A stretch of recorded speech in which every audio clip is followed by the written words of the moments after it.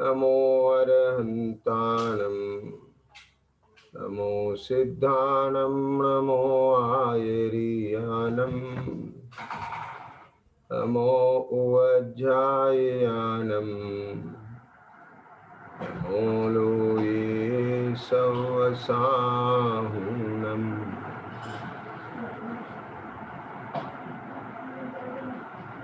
तीन भुवन में सार वीतराग विज्ञान का शिव स्वरूप शिवकार नमः त्रियोज समारिके।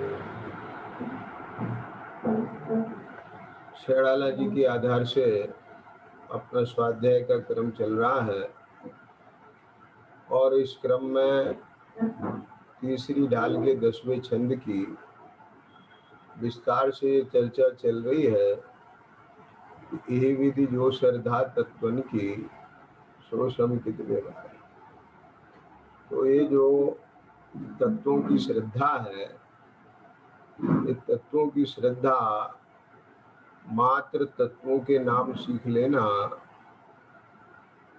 उनका जो स्वरूप है यानी एक प्रकार से कहें उसकी जो परिभाषाएं हैं वो शास्त्रानुसार जान लेना और शास्त्रानुसार जानकर उनमें शास्त्रानुसार ही हे गे उपादेय पना ये लगा लेना, इतने मात्र से मोक्ष मार्ग नहीं बन पाता है। क्योंकि ध्यान देना, जो मोक्ष मार्ग होता है वो वेदन की अपेक्षा से है। विपिन जी, आप किससे मुक्त होना चाह रहे हो?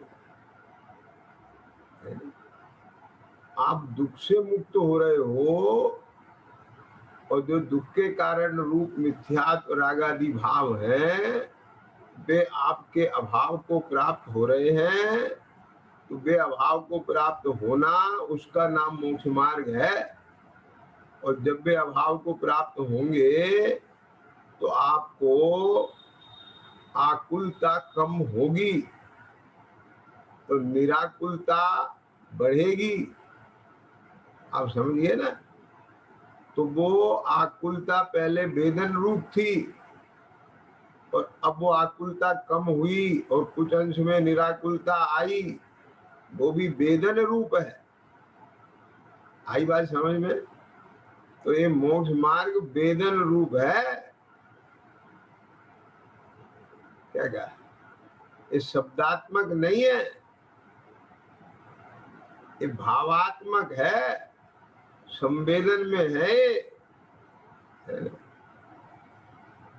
देखो, जब व्यक्ति भ्रमित होता है तो भ्रमित होने पर जो उसकी आकुलता होती है तो वो उसके दिमाग में होती है कि उसके वेदन में होती है, अनुभूति में होती है। आगे ही समझ में ये नहीं है। और जब भ्रम मिटेगा तो वो भ्रम मिटने पर जो उसके आकुलता मिटेगी और उसको जो आकुलता मिटने से शांति आएगी वो भी वेदन में आएगी। तो रत्नात्रय में शांति बढ़ती है, रत्नात्रय में सहजता बढ़ती है, समता बढ़ती है, निराकुलता बढ़ती है। चाहे जो भी नाम दें, माने कुल मिला के कहें तो जो स्वाभाविक परिणाम है उसका वेदन बढ़ता है। आ गया ना? ख्याल में आ गया?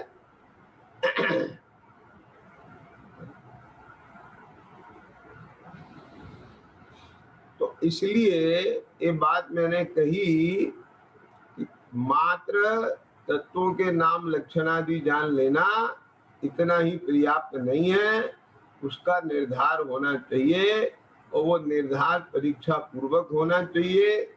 इस संदर्भ में अपना जो है कल 7वें अधिकार के 259 नंबर के पृष्ठ से अपनी चर्चा कल प्रारंभ की थी, है ना? कि वहाँ जीवादि द्रव्यों व तत्वों का तथा स्वपर को पहचानना तथा त्याग योग मिथ्यात रागादि और ग्रहण करने योग सम्यक दर्शनादि का स्वरूप पहचानना। तो यहाँ पहचानना शब्द आया है, अकेला जानना नहीं आया है, क्योंकि जानना तो शास्त्रानुसार भी हो जाता है, ख्याल में आ गया ना। लेकिन पहचानने में अपना विवेक चाहिए, और ये जो है ये भाव है, समझे ना, ये कोई रूपी चीजें नहीं है। जैसे हम जो है ना विपिन जी, आपको आपके चेहरे से अपन परिचित हो गए और कहीं फोटो देखे तो अपन पहचान लेंगे कि नहीं ये विपिन जी का फोटो है। ऐसे कोई सम्यक दर्शन ज्ञान चारित मिथ्या दर्शन ज्ञान चारित के फोटो नहीं होते। समझ गए क्या नहीं समझ में आया? ये कोई शब्दों में नहीं होते, ये जीव की परिणति में होते हैं और वे अनुभव गम्य होते हैं। कुछ बात पकड़ में आ रही है ना क्या विनोद जी? ये जो दिमाग से मिथ्यात्व के दो भेद हैं, एक ग्रहित मिथ्यात्व है, एक अग्रहित मिथ्यात्व है। ग्रहित मिथ्यात्व में कुदेवादी की मान्यता है, समझ में आया ना, और अग्रहित मिथ्यात्व अनादि काल से चला आ रहा है, जीवादि सात तत्व की विपरीत श्रद्धा है। आप समझे? तो ये सब कहीं थ्योरिटिकल शब्दात्मक नहीं है, इनको पहचानना। समझ में आया? ये तो तुझे तेरे भावों में पहचानना पड़ेगा। क्या बोल रहे? जब जब इसका स्वरूप यहाँ शास्त्र में पढ़ेगा तो वो शब्द है वाचक, और उसका जो वाच्य है भाव वो तेरे ज्ञान में आना चाहिए, वो स्वरूप तुझे भासना चाहिए, और तुझे लगना चाहिए इस भाव का नाम ग्रहित मिथ्यात्व है, ये ग्रहित मिथ्यात्व है। तभी तो तू अपनी परिणति में वर्तता हुआ भाव पकड़ पाएगा कि अभी मेरा ग्रहित मिथ्यात्व गया है कि नहीं गया है। ऐसे आप बाह्य द्रव्य रूप से तुझे नहीं जाता है, और भीतर में तेरे वासना है कोई कि शायद कुछ करते हो। क्या बात पकड़ में आई कि नहीं आई? ऐसे कोई शारीरिक रूप से कहीं जाने से थोड़े ग्रहित मिथ्यात्व का सेवन हो जाता है विपिन जी। अब ऐसे तो अपने समद भद्र आचार्य भी ग्रहित मिथ्या दृष्टि हो गए होंगे। ख्याल में आया कि नहीं आया विनोद जी? बोलो, समझ गए ना?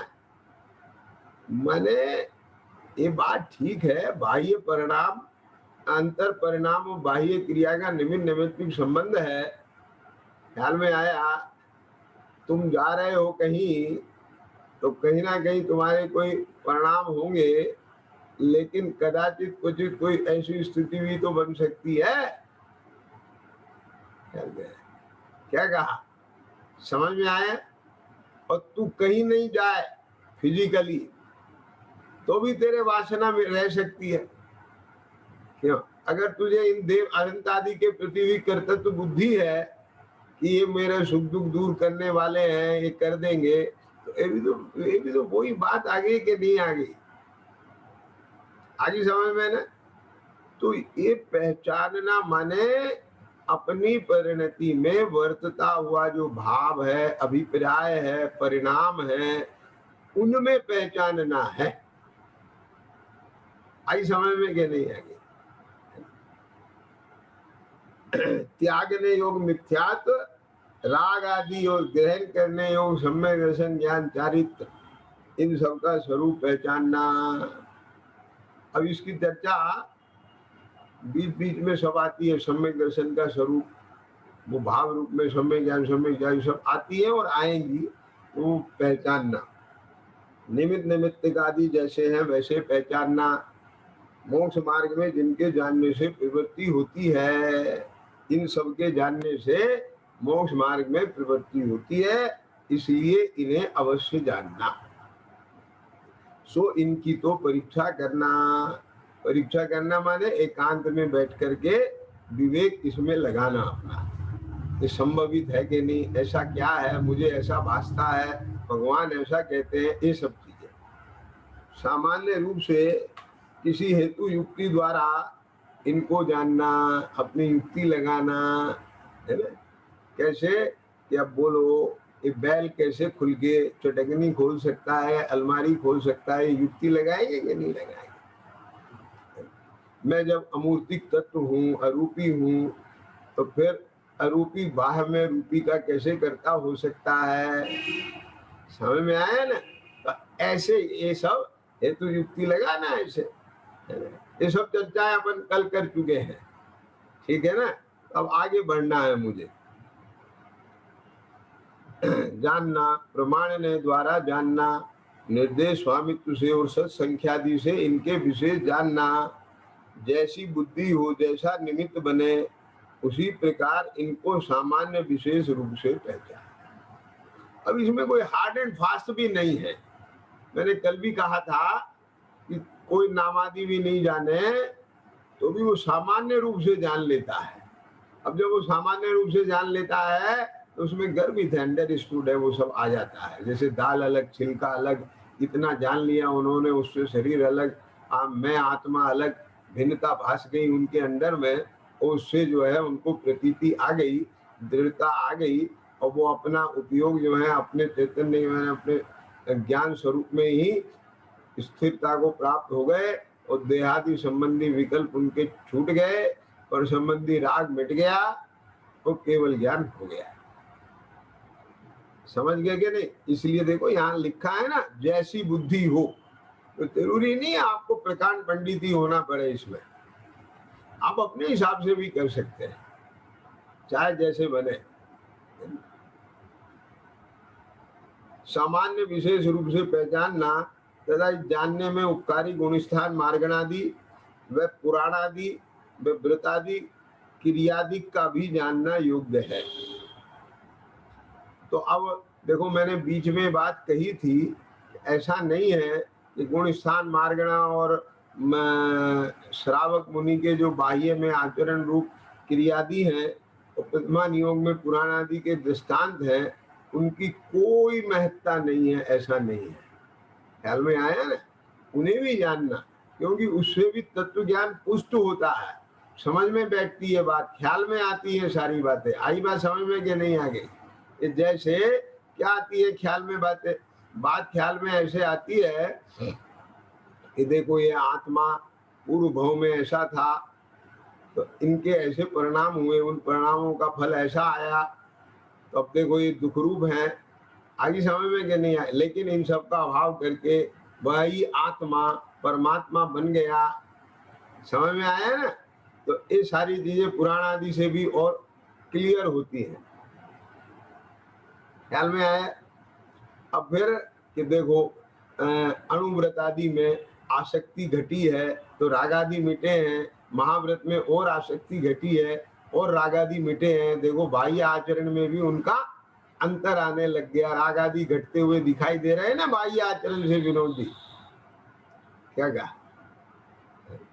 अब मैंने इसमें महत्वपूर्ण बात मैं आपको बताता हूँ, लोगों को बाह्य क्रिया की तो महत्ता आती है कि ऐसा खाते हैं, ऐसा करते हैं, लेकिन उसमें मूल बात ऐसा खाते हैं, ऐसा करते हैं कि नहीं है। मूल बात है कि इनके राग आदि कितने छूट गए हैं। तो जाई बात समझ में कि नहीं आएगी। मतलब क्या है कि राग आदि घटाने का है प्रयोजन, क्रिया बदलने का नहीं है। समझ में आ गया कि नहीं आया। मतलब क्या हुआ कि तैने जैसे होटल का खाना बंद कर दिया कि हम होटल का नहीं खाएंगे, हलवाई का नहीं खाएंगे, रेस्टोरेंट का नहीं खाएंगे, तो इससे मतलब क्या है, सुनना ध्यान से। तो एक तो ये है कि देखो मैंने त्याग कर दिया, उनने भी त्याग करा है, मुझे इसका फल मिलेगा। ये व्रत हो गया, संयम हो गया, इससे मेरे को धर्म होगा, पुण्य का बंध होगा। लेकिन वो ये नहीं समझ रहा है कि जब मैं होटल का खाता था तो मुझे बहुत विकल्प होते थे। भाई समझ में नहीं है। अब मैंने होटल का त्यागा है तो अब मुझे वो विकल्प नहीं होते हैं। समझ में आया? लेकिन कुछ लोग इस बात को पकड़ के मालूम क्या कहते हैं कि जो शुद्ध खाने वाले हैं उनके ज्यादा विकल्प होते हैं। बाजार के खाने वालों को कोई विकल्प नहीं, कहीं बाहर जाना हो तो उन्हें कोई पैकिंग वैकिंग नहीं करना है। और जो शुद्ध खाने वाले हैं वो ये भी रखो, ये भी रखो, ये भी रखो, कितना विकल्प करना पड़ता है उन्हें। ख्याल में आ गया क्या नहीं आ गया? और जिसको बाजार का खाना, उन्हें कोई विकल्प ही नहीं है, कहीं भी पहुंच गए, खा लिया। तो अब बोलो, देखो बाहर से स्थूल रूप से ये बात सुनने में तो बहुत सही लगती है, बात तो सही है, ध्यान में आया ना? इनको देखो कितने विकल्प करते हैं, समझ में आया? लेकिन ये चीज देख कि राग की तरफ से देख, पकड़ किसकी ज्यादा है।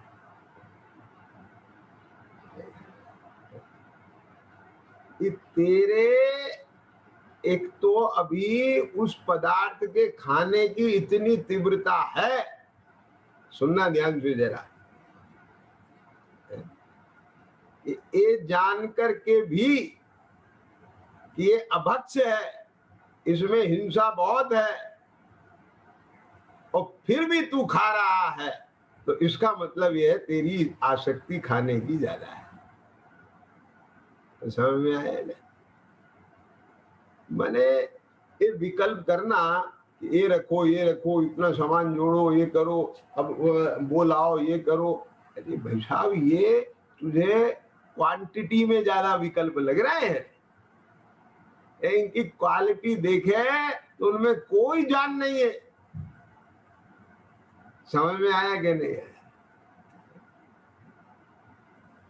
कुछ बात पकड़ में आई ना? और तेरा क्वांटिटी में कुछ नहीं दिख रहा है कि जैसे खाली हाथ जा रहा है, लेकिन उसका वजन देखें तो बहुत ज्यादा है।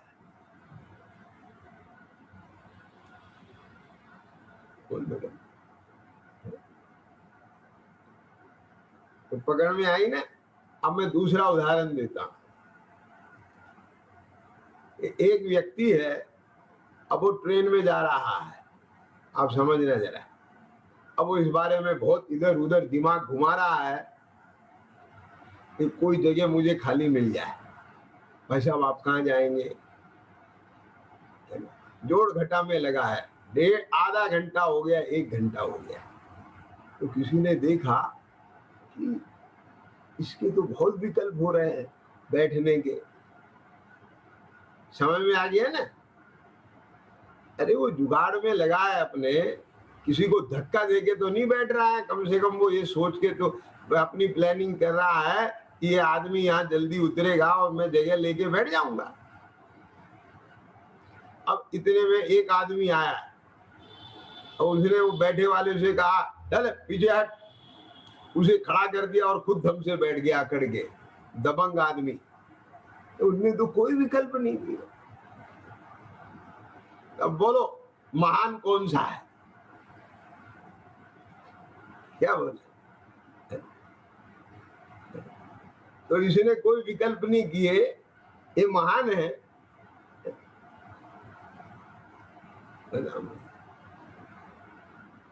एक ईमानदार आदमी 24 घंटे दिन रात उधेड़बुन में लगा रहता है, 3-13 में, ये तो बहुत विकल्प करता है। इसमें विकल्प करने की क्या बात है? जाओ बैंक में जाओ, बंदूक लगाओ सामने और करोड़ रुपए का बैग उठा लाओ, फिर अपनी टेंशन ही खत्म 24 घंटे की।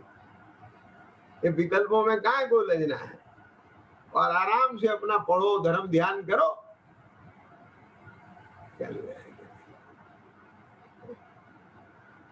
आई बात समझ में कि नहीं आ गई? ये नहीं चलेगा। तुझे भले ही ये लगता हो कि इसके विकल्प ज्यादा है, लेकिन इसकी आसक्ति घटी है, और तेरे को भले ये लगता हो कि तेरे विकल्प कम है पर तेरी आसक्ति ज्यादा है। ये ऐसे नहीं दिखाई देगा, ये ऐसे दिखाई देगा कि तेरी आसक्ति इतनी ज्यादा है कि दूसरे की जगह को भी कब्जा के बैठना चाहता है। तेरी आसक्ति इसलिए ज्यादा है कि दूसरे को आकुलता दे करके भी, दुख दे करके भी तू बैठना चाहता है।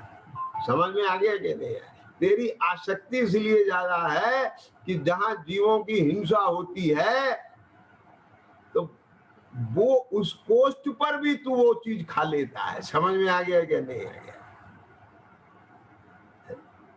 इसकी आसक्ति इसलिए ज्यादा नहीं है कि इसे पता चल जाए कि इनको तकलीफ होगी तो नहीं दूसरे को तकलीफ देगा, खुद को तकलीफ दे लेगा।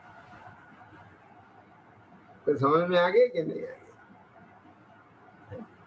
इसलिए इसकी आसक्ति मंद है, लेकिन अभी आसक्ति मिटी नहीं है, इसलिए विकल्प है। आगे समझ में कि नहीं आगे? क्यों?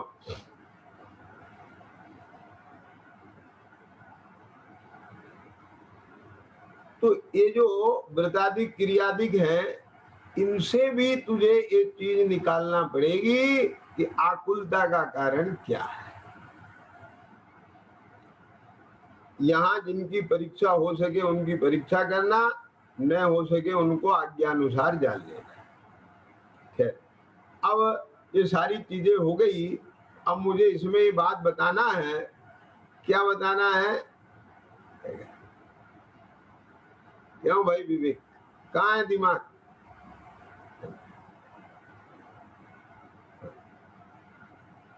ख्याल में आया ना?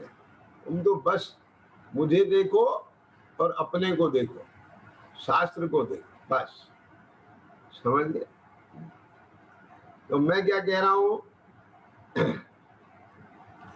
इस प्रकार इस जानने के अर्थ, अब किस जानने के अर्थ? जो अपना प्रयोजन भूत कल बताया था, जीवादि द्रव तत्व मिथ्यात्व रागादि सम्यक दर्शनादि, है ना? ये जो प्रयोजन भूत है, निमित्त नैमित्तिक आदि, इस प्रकार इस जानने के अर्थ कभी स्वयं ही विचार करता है, कभी शास्त्र पढ़ता है, कभी सुनता है, कभी अभ्यास करता है, कभी प्रश्नोत्तर करता है। आप एक चीज बताओ, अपन लोग दिन भर में ये देखते हैं कि नहीं देखते? अपने को कोई समस्या खड़ी हो जाए किसी भी सब्जेक्ट को लेके, शरीर में बीमारी को लेके, खाने पीने की किसी बात को लेके, तो अपन सोचते हैं आइडिया, ख्याल में है कैसे प्रॉब्लम सॉर्ट आउट हो सकती है। फिर एकदम उठते उठते फिर किसी से फोन मिला लेते हैं कि वो भाई साहब कुछ मुझे जो है गाइडलाइन दे सकते हैं या कुछ हो सकता है। समझ में आया कि नहीं आया? कोई लिटरेचर पढ़ने लग जाते हैं उसके बारे में, तो जानकारी मिल जाए, आगे समझ में ना। लेकिन एक अवलंबन जो बदलते हो, उन सब का प्रयोजन क्या है? कि आपकी वो समस्या मिट जाए।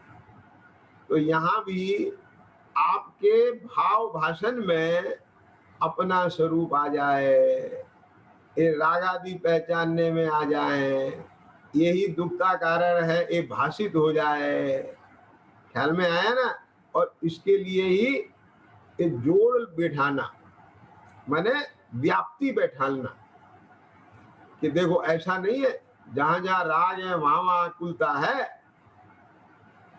माने लगता है कि प्रतिकूल प्रसंगों में आकुलता बढ़ती है, लेकिन आकुलता बढ़ने का कारण वहां भी प्रतिकूल प्रसंग नहीं है, वे तो निमित्त है, लेकिन आकुलता का कारण मेरे ही रागादि भाव हैं। यदि अपने रागादि ना हो तो प्रतिकूल प्रसंग में भी आकुलता ना हो, और अपने रागादि भाव हो तो अनुकूल प्रसंग में भी आकुलता हो जाए। आगे समझ में कि नहीं आगे? बिना बात के ही अपन जो है दुखी हो जाए, और कोई कारण मिलने पर भी दुखी ना हो।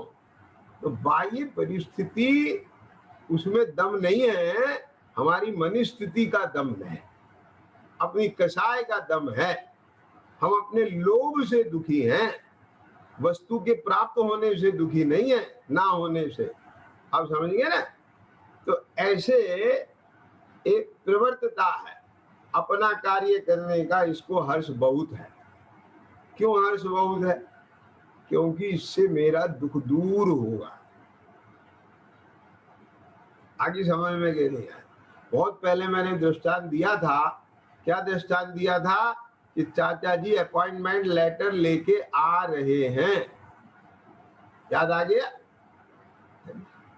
तो अब बोलो चाचा जी को लेने के लिए जा रहा है तो कितना हर्ष है उसे। आगे समझ में नहीं आगे?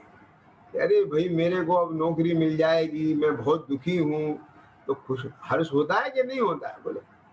तो ऐसे यहाँ कि भगवान ने जो सुखी होने का उपाय बताया ये मेरे ज्ञान में आ जाएगा तो मेरे मिथ्यात्व राग आदि मिट जाएंगे, सम्यक दर्शन आदि की प्राप्ति होगी, मैं मोक्ष मार्ग में लग जाऊंगा, मेरे जन्म मरण का अभाव हो जाएगा। तो ये सब उसने के समझ में तो आया है ना, मैं भी इनके जैसा सुखी हो जाऊंगा। तो ये उसके अंदर में इतना विश्वास तो जगा है। जी क्या बोला? यद्यपि अभी वो विश्वास सम्यक दर्शन नहीं है, लेकिन विश्वास है। अब आप समझिए। हाँ, अगर इतना भी विश्वास ना हो तो उनकी बात सुने क्यों? इतना भी विश्वास ना हो तो उस पर विचार करें क्यों? आगे समझ में? लेकिन इतने ही विश्वास से काम हो जाए तो फिर विचार करने की, अनुभव करने की जरूरत ना रहे, इसे सम्यक दर्शन मान ले। ख्याल में आ गया ना? तो ऐसा लेना चाहिए। तो अब इसमें अपना कार्य करने का इसको हर्ष बहुत है, इसलिए अंतरंग प्रीति से उसका साधन करता है। देखो क्या बात कही, अंतरंग प्रीति से उसका साधन करता है, इसलिए अंतरंग प्रीति से उसका साधन करता है। किसका साधन करता है? कि अपने को ये सब भाषित हो जाए। ख्याल में आ गया ना? तो ये साधन में क्या आएगा? कभी विचार करता है, कभी शास्त्र पढ़ता है, कभी सुनता है, कभी अभ्यास करता है, प्रश्नोत्तर करता है। आई बात समझ में ना? तो ये सब उसके साधन है। तो इसलिए इन साधनों में उसको अंतर से प्रीति है, दिखावे की प्रीति नहीं है। ख्याल में आया कि नहीं है? बोलो। ये तुम बैठे हो ना विवेक, मेरे को खुश करने के लिए बैठे हो क्यों विनोद? नहीं नहीं भाई साहब कहते है ना, देखेंगे हमें, सुन रहे हैं तो बहुत खुश होंगे, हमें अप्रिशिएट करेंगे, इसलिए दिखावे के लिए। जैसे मेहमान की खिचड़ी में ऊपर से घी डाल दिया दिखा के, ये देखो ये ऊपर ऊपर कितना घी है। नहीं, यहाँ तो माँ जैसी अंतरंग प्रीति जो घी के अंदर, उसमें खिचड़ी के अंदर मिला दे। तो मतलब अंतर से उसके प्रति प्रेम है। ख्याल में आया ना? अब देखो अंतर से प्रेम है कि नहीं, प्रीति है कि नहीं साधनों के प्रति। क्यों? आगे समझ में? इसलिए अंतरंग प्रीति से उसका साधन करता है। इस प्रकार साधन करते हुए जब तक देखो क्या शब्द डाला है, जब तक, कि ये सब कब तक करेगा? कि जब तक सच्चा तत्व श्रद्धान ना हो। अब सच्चा तत्व श्रद्धान और झूठा तत्व श्रद्धान ये क्या है?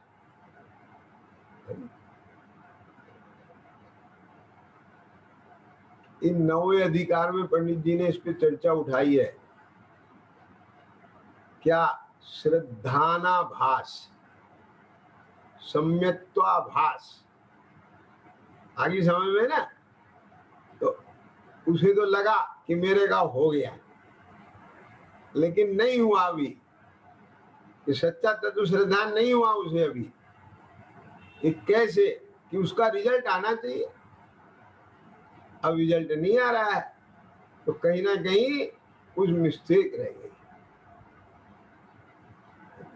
अब श्रुत पंचमी आ रही ना, तो अब उसकी कथा में क्या था?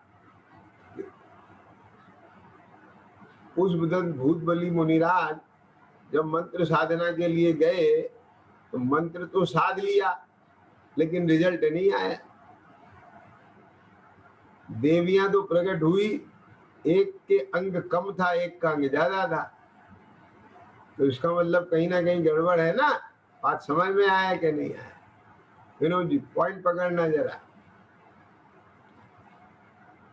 तो बोले ये सच्चा तत्व श्रद्धान है, हो गया है, इसका रिजल्ट बोलो क्या है? कि जीव अजीव में भिन्नता भाषना चाहिए।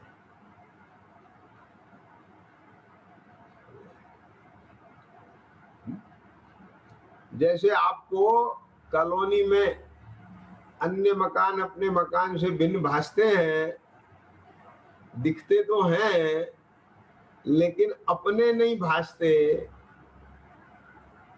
ऐसे शरीर अपने ज्ञान में दिखता तो है, लेकिन निजपने नहीं भासता। बात को समझना। घर में नौकर रहता है, नौकर का बच्चा रहता है, वही काम करता है, लेकिन अपना नहीं भासता। अपन उसे कहते हैं बेटा खाना खा लिया कि नहीं, अच्छे से ये वो खिलाते हैं, सब करते हैं, उसका ध्यान भी रखते हैं, सब काम करते हैं, लेकिन निज बने भासता है क्या? क्या? तो ऐसे ही ये जितना भी शरीर से राग है, तो शरीर का ख्याल भी रखें, लेकिन मूल बात ये है कि शरीर निजपने नहीं भाषे। ये मैं हूं ये नहीं भाषे। क्या भाष है? कि ये तो हाड़ मास का पिंड है। तो आगे समझ में नहीं। ये जो परलक्षी भाव है, राग द्वेष के जो परिणाम होते हैं, ये सब दुख के कारण भाषे, भले ही उसमें प्रवृत्त रहा है। मैं उदाहरण देता हूं, नाक बहती है कि नहीं, पानी टपकता है, उसको पहुंचता है, उसकी संभाल करता है, लेकिन उसको अच्छा मानता है। ऐसी राग आदि प्रवृत्ता है, उसके वशीभूत है, मेट नहीं पा रहा है। अब वो राग के उदय में जुड़कर राग रूप प्रवर्तन भी कर रहा है। ख्याल में आया? अभी 1-2 दिन पहले आई थी ना बात। एक वो ज्ञानी है, गृहस्थ है, सम्यक दृष्टि है, और उसे रसगुल्ला बनाने का राग आया, खाने का राग आया। ठीक है, वृत्ति को भी आ सकता है। क्यों विनोद जी? वृत्ति को नहीं आ सकता रसगुल्ला बनाने का भाव? मर्यादा में बनाएगा, वो शुद्धता से बनाएगा, अशुद्ध नहीं बनाएगा, अभक्ष नहीं बनाएगा। तो बोले साहब ये बुद्धि पूर्वक, ये तो चाह करके ही इसमें सिकाई कर रहा है कढ़ाई के अंदर, अपने आप अबुद्धि पूर्वक थोड़ी हो रहा है, ये तो प्रयत्न करके कर रहा है। तो मैंने इसका जवाब दिया था कि जब इसकी नींद लग गई, मने कर्म के उदय से जुड़ चुका है, तब तो नींद में रसगुल्ला बन रहा है। सोते सोते भी बनाते हो कि नहीं बनाते हो? कुछ समझ में आ गया कि नहीं आया है? क्या कहा? ये तो जुड़ चुका है, तो अब उसके वश में हो गया तो अब तो प्रवर्त देगा। क्या क्या अब ये जुखाम के वश में अपन हो गए तो अब क्या करें? लेकिन अंतर से बोलो, आपको उस प्रवृत्ति के प्रति ये कौन सी अच्छा लग रहा है क्या? नहीं, बहुत अच्छा लग रहा है। कैसे? हम जवाब देंगे आपको। एक कुछ लोगों को जुखाम होता है तो वो तो हाथ से ऐसे पोंछ लेते हैं, कुछ लोगों को जुखाम होता है वो ऐसे पोंछ लेते हैं। तो समझ में आया ना? कुछ लोगों को जुखाम होता है वो बड़े सलीके से पोंछते हैं, और कुछ लोगों को जुखाम होता है वो सलीके से पोंछते भी हैं और फिर कहते हैं सॉरी, खेद है, मुझे क्षमा चाहता हूं। तो वो जिसका आपको वो जो प्रवर्तन है ये बहुत अच्छा लगा, और दो चार लोगों ने उसे अप्रिशिएट किया, देखो ये कितना अच्छा आदमी है, इसका सलीका कितना अच्छा है। तो उसकी प्रशंसा सुन के तुम्हें भी ये भाव जगा कि मेरे भी जुखाम हो के जैन जी, और मैं भी सलीके से पूछूं और मेरी भी प्रशंसा हो। क्या ये नहीं हो सकता? होता है, होता है। कि कैसे कि उस ज्ञानी ने रसगुल्ला बनाया, अब वो खा रहा है, अच्छा लग रहा है, उसे खाते हुए देख के चार लोग अज्ञानी भी सोचते हैं वाह इसमें बड़ा मजा होगा, बड़ा सुख होगा, हमारा भी जी चाहे और हम भी रसगुल्ला बनाए और मजा लें। समझ में आया कि नहीं आया? एक आदमी ने 1 करोड़ रुपए खर्च किए क्योंकि सामने वाले के लड़के की लड़के वाले का दबाव था, जो भी था, अब उसने शादी की वैसी, लोगों ने वाहवाही की। अब उसमें 2-4 मूर्ख भी गए थे, उन्होंने कहा वाह ऐसी शादी करें तो कितनी बड़ाई होती है, मुझे भी अपने ऐसी करना है। अब वाह के लिए उसने जो है कितनी आकुलता होगी, समझ में आया कि नहीं आया? तो उपादेय मान लिया ना उसने, उसे सुख का कारण माना कि नहीं माना? अब ज्ञानी तो जान रहा है कि मुझे तो ये भुगतना पड़ रहा है, भोगना तो नहीं चाहता हूं। क्या कहा धनबाद जी, समझ में आ रही बात? यानी उसके अंतरंग अभिप्राय को कौन समझेगा? क्या कहा? अरे मैं भले ही उसको जुखाम को बहुत सलीके से पोंछ रहा हूं, ख्याल में आया, लेकिन ये तो मैं ही जानता हूं, भले ही लोग मेरे उस सलीके की प्रशंसा कर रहे हैं, लेकिन मैं तो ये जान रहा हूं मैं उस बात को बहुत अच्छे से कि मैं उसे घड़ी की चौथाई में भी रखना नहीं चाहता।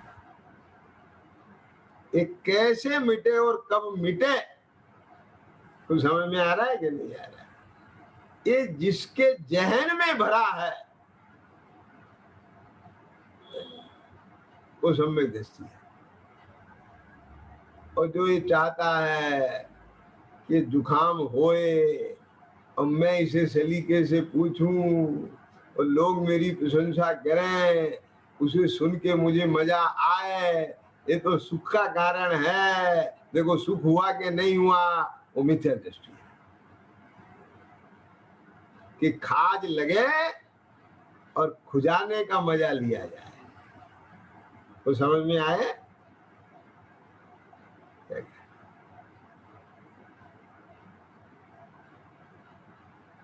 खाजे ही नहीं लगे ऐसा चाहता है, अब लगे तो मजबूरी में मिटाता है। आगे समझ में ना? और जब खाद खुजाता है तो जैसा लगता है वो उसे भी लगता है। क्या कह गए हम? नहीं समझ में आया? एक खाद खुजाने में अच्छा तो लगता ही है ना? क्या? तो जैसा लगता है वो उसे भी लगता है, लेकिन खुजाना चाहता है क्या? वो खाद लगवाना चाहता है कि कोई समझदार आदमी? तो ऐसे ये विकल्पों की खाद नहीं चाहता, यानी उनके प्रति उसे हेयत्व बुद्धि है। समझ में आया ना? तो भाषने की बात बता रहे हैं तो सच्चा तत्व श्रद्धा ना हो, यह इसी प्रकार है। ऐसी प्रकृति सहित जीवादि तत्वों का स्वरूप अपने को भाषित ना हो। देखो शब्द आ गया ना, भाषित ना हो।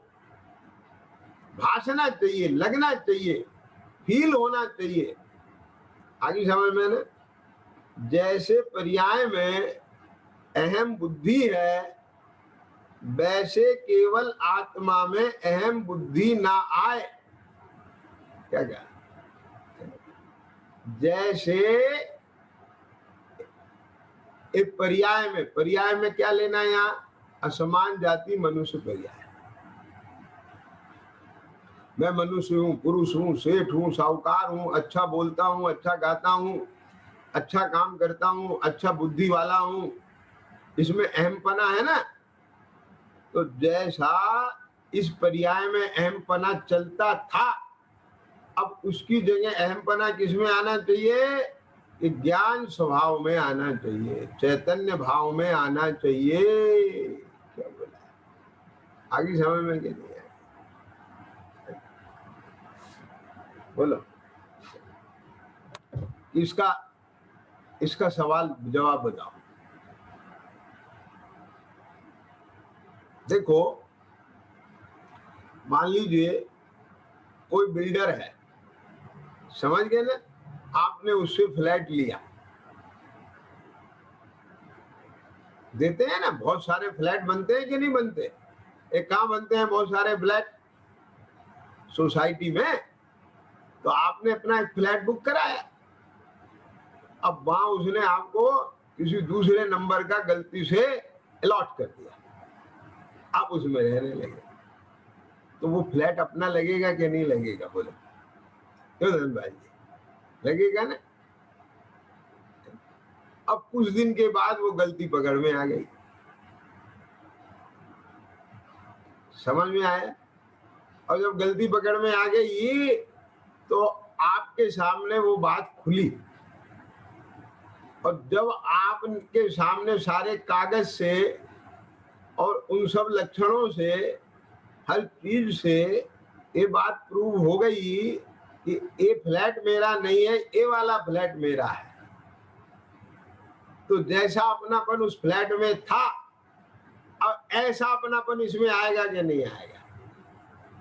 अगर नहीं आया तो समझ लो अभी आपको भरोसा नहीं आया, अभी भी शंका है। कुछ आगे समझ में कि नहीं आएगा? लेकिन अगर आपके वो प्रूफ हो गया, आपकी शंका मिट गई, आपको बात जच गई कि हाँ पहले गड़बड़ हो गई थी, अब ये बात सही है, तो आपका अहमपना, स्वामित्व, ऑनरशिप उस नए में आए बिना नहीं रहे। ख्याल में आ गया क्या? ये तो नेचुरल है, होता ही है ऐसा। तो अभी अनादिकाल से ये असमान जाति पर्याय में अहमपना चलता था इस आत्मा का, ज्ञान स्वरूप आत्मा का, क्योंकि इस शरीर नहीं जानता कुछ भी। सुनना ध्यान से जरा, फिर मार्मिक बात बताने जा रहा हूं। ये शरीर कुछ नहीं जानता ना, ये शरीर ये मानता कि मैं शरीर हूं।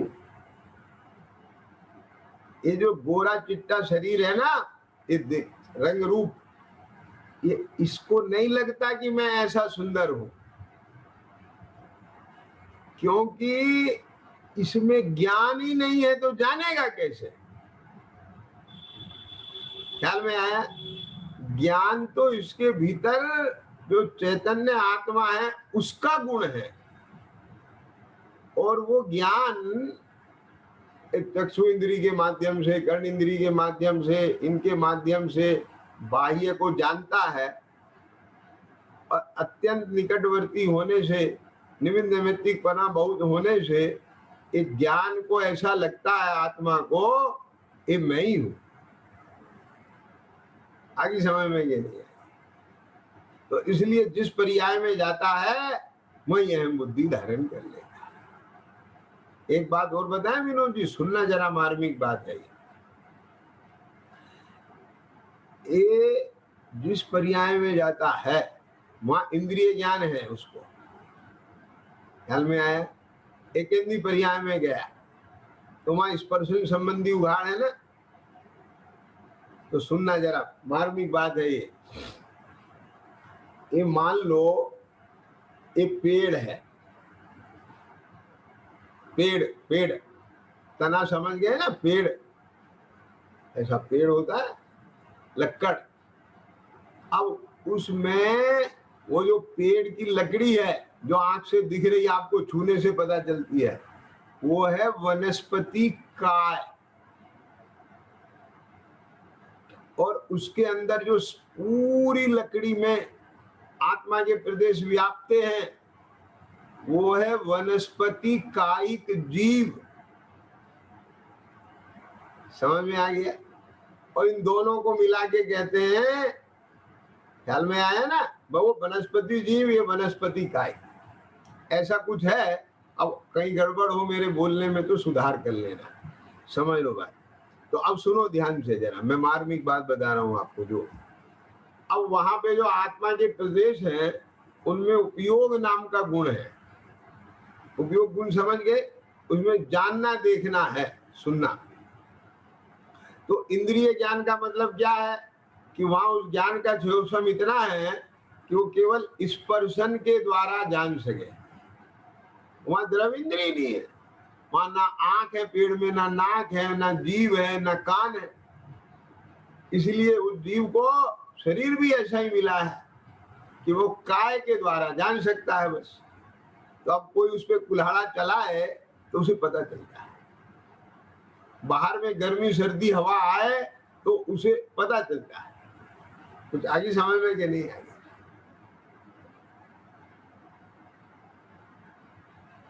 आगे समझ में ना? तो जब कुल्हाड़ा चले तो उसे लगता है मुझे काटा जा रहा है ना? अब दो इंद्रिय पर्याय में उसे रचना भी मिल गई, तो वो जीभ से उसे स्वाद भी आता है खट्टे मीठे का। तीन इंद्रिय पर्याय में नाक भी मिल गई, उसे गंध भी आती है। चार इंद्रिय पर्याय में आंख भी मिल गई, उसे बाहर का रूप दुनिया नजर आती है। कान भी मिल गए, शब्दों का सुनना नजर आता है। मन मिल गया तो विचार शक्ति भी हो गई। विचार शक्ति का मतलब क्या है कि जो रूपी अरूपी को जाना, अरूपी को भी जान सके, ये सामर्थ्य बन की है। क्या विनोद जी समझे ना? समझ हित हित का विचार तो चीटी भी कर लेती है। कैसे कर लेती है? हित हित का वैसा विचार बाह्य वाला, ये आप उसे वहां मान लो पानी आ जाए तो पानी से टच करके वापस आ जाती है। आप वहां उंगली लगा दो तो वहां से हट जाती है। उसे भी पता है यहाँ खतरा है, मैं मर सकती हूँ, यहाँ पर बचती है वो। आगे समझ में कि नहीं? लेकिन उसका जो वो ज्ञान काम कर रहा है वो केवल इंद्रिय के माध्यम से बाहर काम कर रहा है। उसके इतना जोखम नहीं है कि वो अपने को देह से भिन्न ज्ञान स्वरूप अनुभव कर सके। ये सामर्थ्य केवल संगी पंचेंद्रिय के ज्ञान में है। ध्यान से सुनना। व्यक्ति रूप, शक्ति रूप तो निगोदिया के पास भी है। ध्यान में आइए। तो अब जब हमारे पास व्यक्ति रूप है तो हमें उसका उपयोग करना चाहिए। तो मैं जो आपको बता रहा था, जैसे पर्याय में अहम बुद्धि है वैसे केवल आत्मा में अहम बुद्धि ना आए। तो मतलब क्या है कि जिस पर्याय में जाता है उसी पर्याय में अहम बुद्धि आ जाती है। कैसे? मैंने बोला कि जिस फ्लैट में रहने लगा उसी में अहम बुद्धि आ गई। अब कोई कारण से आपको वो फ्लैट बेचना पड़ा, दूसरा खरीद लिया, तो खरीद लिया, रजिस्ट्री हो गई, आप उसमें चले गए, अब वो अहम बुद्धि उसमें आ गई। आगे समझ में कि नहीं आ गई? ये जो बदलते हुए फ्लैट हैं, इनमें तो अहम बुद्धि आती है, लेकिन अपने में नहीं आती कि ये भिन्न है। अपन देखें ये तो संयोग बात रहे, बस इसमें नहीं रहे इसमें रह ले, इसमें नहीं रहे इसमें रह लिए। ये मैं कहाँ हूं? कुछ आई समझ में कि नहीं? मैं तो ये हूं, ये मैं नहीं हूं। इसी प्रकार ये शरीर में रहे, अब अमूर्तिक की बात कर रहा हूं मैं अमूर्तिक और ये मूर्तिक। इस शरीर में रहूं या इसे छोड़ के देव के शरीर में रहूं, या किसी और दूसरे मनुष्य पर्याय में चला जाऊं, तो वो जो संयोग बदला, मैं कहां बदला? तो जो मैं वहां, यहां भी हूं, वहां भी हूं, वहां भी हूं, तो वो मैं कौन? बस वो मैं हूं। ख्याल में ये जो आंख नाक कान से बाहर का ये जो दिखाई देता है, ये मैं नहीं हूं। आगे समझ में नहीं, ये तो बदलने वाला स्वांग है, और मैं नहीं बदलता, मैं वही का वही हूं। कुछ आ रही है बात पकड़ में कि नहीं? आगे अब ये जो पर्याय मिली ये वाली है ना, तो अब ये जिस फ्लैट में रह रहे थे, आपसे कोई पूछे कि आपके राइट हैंड कौन रहता है, कि साहब फला रहते हैं, लेफ्ट पे फला रहते हैं, ऊपर फला रहते हैं, नीचे फला रहते हैं। तो जो वहां के संयोग में होंगे आप उनके नाम बताएंगे, और जब दूसरा फ्लैट ले लेंगे तो तब वो अपने पड़ोसी हो जाएंगे। तो ऐसे इस पर्याय में आए तो इस शरीर के जनेता जो माँ बाप हैं वे माँ बाप कहलाए, जो उनके सहोदर हैं वे भाई बहन कहलाए। कुछ आ रही है समझ में कि नहीं आएगी? जिसके साथ साथ फेरे फिर गए वो पति पत्नी कहलाए, और फिर जो वे संतान हुई वे बच्चे कहलाए। अब एक क्वार्टर ही बदल जाएगा तो भी इसके संबंधी वो मानने लगेगा। नहीं समझ में आया? भाई फ्लैट बदला तो उसके लेफ्ट राइट ऊपर नीचे बदले कि नहीं बदले? तो ऐसे शरीर रूपी फ्लैट बदलेगा तो इसके माँ बाप बाल बच्चे भाई बहन सब बदल जाएंगे। तो जिस फ्लैट में अहमपना होगा उसके दाएं बाएं वालों में अहमपना होगा। आगे समझ में कि नहीं आएगी? क्या धन पाल जी?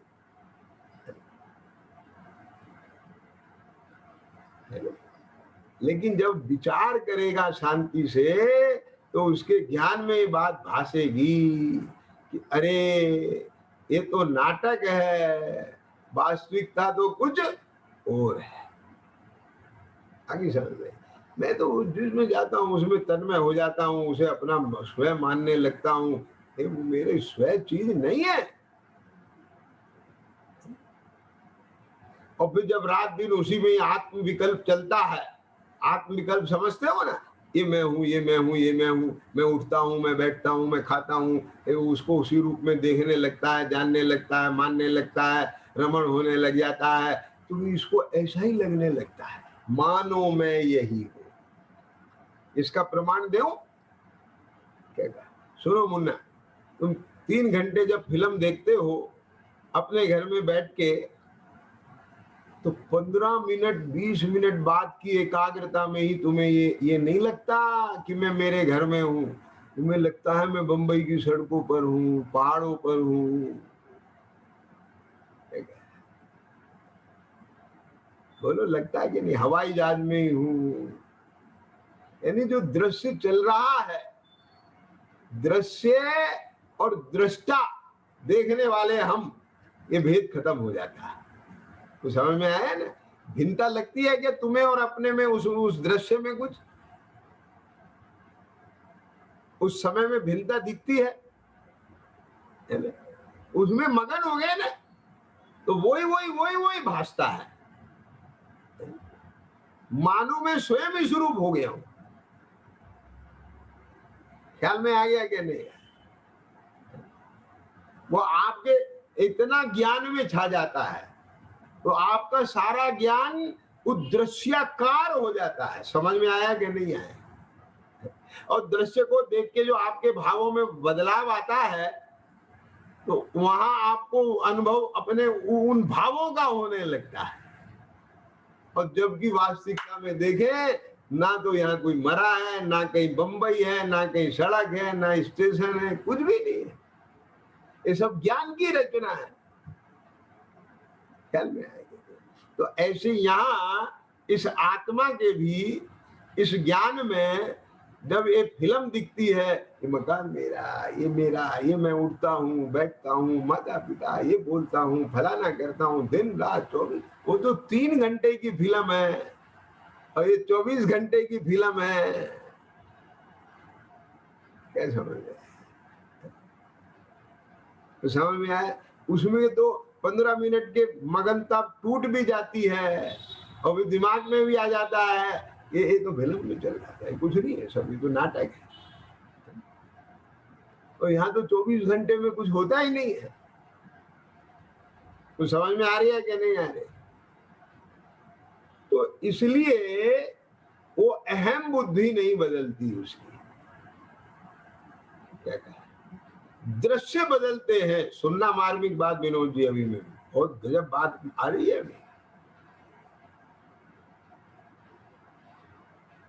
ये जो पज्जय मूढ़ा परसमिया है ना, मैं आपको एक चीज बता दूं, इंद्रिय ज्ञान में अगर आपके ये बात नक्की हो गई कि मैं आत्मा हूं, शरीर नहीं, तो ये भी पर्याय की अहम बुद्धि है। ये क्यों? कि दृश्य बदला है। पहले एक दृश्य चल रहा था तो ज्ञान उस दृश्याकार हो रहा था। अब ये दृश्य दूसरा आ गया कि मैं शरीर नहीं, आत्मा हूं। अब इस दृश्य में मगन हो गया। और मगन तो दृश्य में ही है ना। क्या क्या पकड़ में आई? मैंने क्या कहा है बात? या इस पे विचार करना विपिन जी, तुम भी बैठ के। जो स्वाध्याय लोग, उनके लिए चिद्रूप समझ में आ रही है कि नहीं आ रही है? तो अहम बुद्धि पर्याय में से कैसे जाएगी? एक पर्याय में से छूटी, दूसरी पर्याय में होगी। क्या बोले? परिणाम बदल गए, कसाय बदल गई। ये तो दृश्य बदला है, ये तो उदय बदला है। तो समझ में आया कि नहीं आया? ये बदलने का दम नहीं है, वापस फिर वही तीव्रता में चला जाता है। असली चीज है कि अहम पना अपने में आए। असली चीज है कि अहम पना अपने में आए और अपने में अहम पना आने के बाद स्वभाव के आश्रय से मोह राग द्वेष मिटना चाहिए। यदि अहम पना पर्याय से छूट करके अपने में नहीं आए और स्वरूप के आश्रय से यदि तेरा दृश्य नहीं बदल रहा है, तो वो दृश्याकार ही तू चल रहा है सारा का सारा। एक पर्याय से छूटा, दूसरे पर्याय पर चला गया। वो पकड़ में आई बात? क्या बोला विनोद जी? मैंने समझ में बैठी बात? फिर से बोल रहा हूं, सुनो ध्यान से। क्या राजीव, है ना, कि जैसे पहले दृश्य चल रहा था, है ना,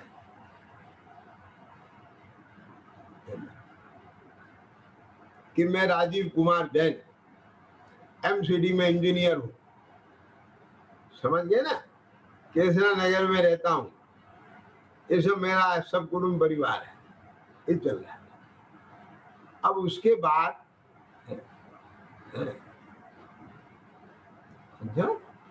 उसके बाद क्या हुआ? उसके बाद ये हुआ कि कोई सत्संग का निमित्त मिलने से, सुनना ध्यान से, और उनके प्रति आपको अच्छा भाव आ गया, तो वो दृश्य बदल गया। अब वहां आपने ये सुना, जाना, देखा, ये सब तो नाटक है, स्वांग है, तू शरीर नहीं आत्मा है, ये समझ में आया ना? अब वही चीजें के जैन जी हर समय वो तुम्हारे चलने लगी। अब वो तुम्हारा वो दृश्य उसमें ज्ञान एकाकार होने लगा। तो लेकिन यहाँ ज्ञान में एक ज्ञान का अहमपना नहीं आया, अपने दृष्टा को दृष्टा में अहमपना नहीं आया,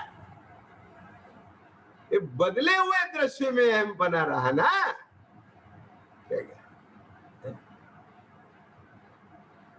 क्या बोले, मेरा मतलब समझ में आया है ना? एक द्रव्य में बैठ करके पर्याय को नहीं देख रहा है, पर्याय में बैठ करके उसमें अहम बना कर रहा है और द्रव्य छूता पड़ा हुआ है। क्या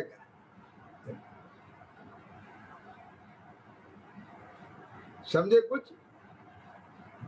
अब ये कैसा होता है, ये मैं बताता हूं कि आप अपनी कुर्सी पे बैठे हो, घर में बैठे हो, अब आपको चलता हुआ टेलीविजन दिख रहा है, उसके बदलते हुए दृश्य दिख रहे हैं, लोगों की भीड़ दिख रही है, सब दिख रहा है, लेकिन अपने को देखते हुए देख रहे हो। क्या कहा, समझ में आ गया ना? तो वहां वो भ्रम खड़ा नहीं होता, मानो मैं इस रूप हो गया हूं, मैं तो ये हूं, यहां बैठा हूं, वो सब अलग पड़ा है। क्या समझ में आया? ये दोनों स्थितियों में अंतर समझ में आएगा, आप करके देखना तो अच्छी बात। ऐसे ही भेद विज्ञानी जीव को भले ही उपयोग रूप मगनता हो जाए, लेकिन प्रतीति नहीं बदलती। क्या कहेंगे, आगे समझ में कि नहीं आ गई? जो प्रतीति यहाँ एक बार जच गई, ये क्या जच गई कि ये सब असमान जाति पर्याय, ये तो एक क्षेत्रावगार रूप है, ये तो सब संयोग रूप है, ये तो सब कर्मोपाधि जनित स्वांग है। जैसे वो राम कुमार है ना, अब वो राजा का पाठ करता है, वो उस समय तो उसमें मगन हो जाता है, लेकिन अपने को राजा नहीं मान लेता सर्वदा, उसके भीतर ये भिन्नता रहती है, इसलिए वो स्वांग पूरा होते ही कपड़ा बदल के अपने घर चला जाता है। तो समझ में आया कि नहीं? जो मोक्ष मार्ग की जीव, ज्ञानी जीव है, वो दिन भर काम करता है नाटक का, और फिर जब बैठता है तो अपने घर में चला जाता है। समझ में आ गया कि नहीं आया?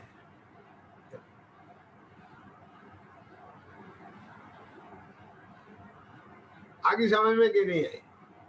तो यहाँ कहते हैं कि जैसे पर्याय में अहम बुद्धि है, वैसे केवल आत्मा में, आत्मा मन माने अपने में, जो तू वास्तव में है उसमें ना आए तब तक इस साधन में लगे रहना। हित अहित रूप अपने भावों को ना पहचाने। अभी से क्या लगता है कि मेरे हित रूप भाव ये है, ये कौन से, ये शुभ राग, शुभाश्रम, क्या समझ में आया है ना? मुझे धर्म में लगना चाहिए, ये सब करना चाहिए, ये किसी का मन नहीं दुखाना चाहिए, ये नहीं करना चाहिए। पाप रूप भाव हितकारी है और पुण्य रूप भाव हित रूप है। समझ में आ रहा है ना? इससे ज्यादा तो नहीं है ना अभी कोई ख्याल में? अरे भाई साहब, हित रूप भाव क्या है कि तू आश्रव मात्र से भेद ज्ञान करके, क्या कहा, और तेरी चेतना उससे भिन्न पड़े और चैतन्य के संचेतन में लगे, ये परिणामन हित रूप है। ख्याल में आ गया? बाकी सब हित रूप है। और फिर वो बात अलग है कि बाहर में कि अन्य घर की अपेक्षा कन्या की सुरक्षा पिता के घर में है, इस वजह से कि मेरी परिणति की सुरक्षा पंचेंद्री के विषय भोगों की अपेक्षा देव गुरु धर्म के सन्मुख धर्म साधनों में है। ये भी मैं बता दूं, सुनना ध्यान से। कुछ पिता ऐसे होते हैं जो बेटी को कहते हैं, हे चिंता मत कर, जिंदगी भर तू मेरे घर रहे। ऐसे भी तो होते हैं ना। लड़कियों को अपने घर बुला लेते हैं ना, बाप आजा तू यहाँ, कोई जरूरत नहीं हमारे रहने की।